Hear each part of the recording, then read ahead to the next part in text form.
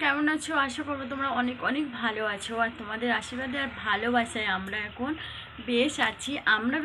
কিন্তু আমার দিদার যেহেতু শরীর খারাপ, ওই জন্য একটু মন মেজাজ ভালো না।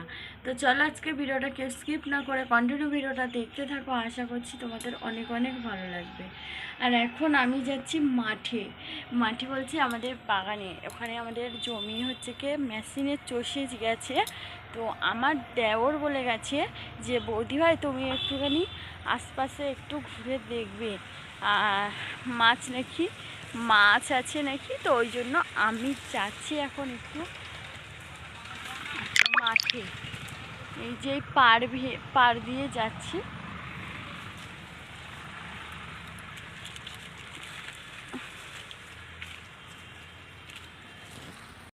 এই যে দেখো পাড়ে কত ঘাস হয়েছে।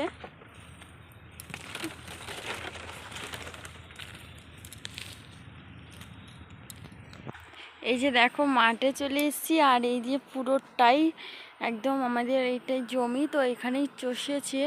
তো আমার দেওর বলে গেছে বৌদি ভাই তুমি একটু লক্ষ্য রাখবে, সেই কারণে আমি এসেছি একটু এই যে মাঠে দেখতে। চলো এখন দেখা যাক।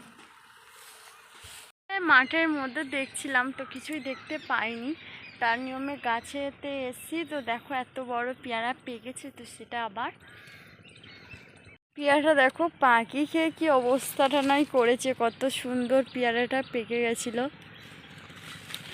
এদিকে একটা ছোট বড় পেয়ারা দেখো কি সুন্দর ডেসে গেছে। এই যে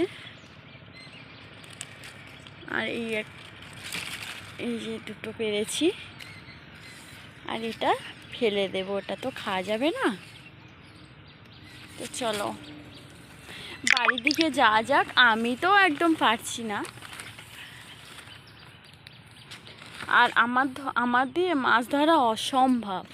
আমি একদম মাছ টাছ ধরতে পারি না, আর অনেকে মাছ ধরে প্রচুর, কিন্তু আমি নিজেই পারি না। আমি কি বলবো বলো।